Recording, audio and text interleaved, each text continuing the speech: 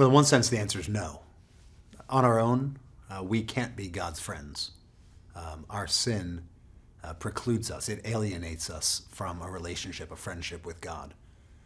We wouldn't enjoy a relationship with God any more than a traitor would enjoy being around the king that he's rebelled against.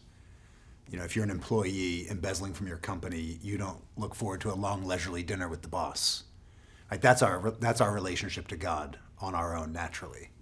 But because of everything that God has done for us in Christ, because Christ died for us, rose for us, ascended into heaven, and now is seated at the right hand of God and intercedes for us, because of that, we can shockingly have a relationship, a friendship with God. The great thing about this is that once you're God's friend, you really can't mess that up because he's done everything. It was all his initiative. It was his part.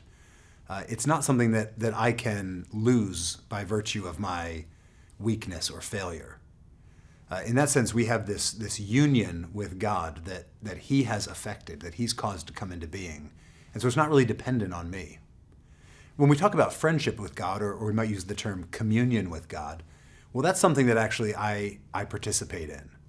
I can never lose my union with Christ, but I can lose my sense of communion with him. If I commit myself to certain sins, or if I neglect to spend time with God in prayer or in his word or worshiping him, I'm gonna lose that communion, that sense of friendship with him. God has made me his friend, and I get to live out a friendship with him.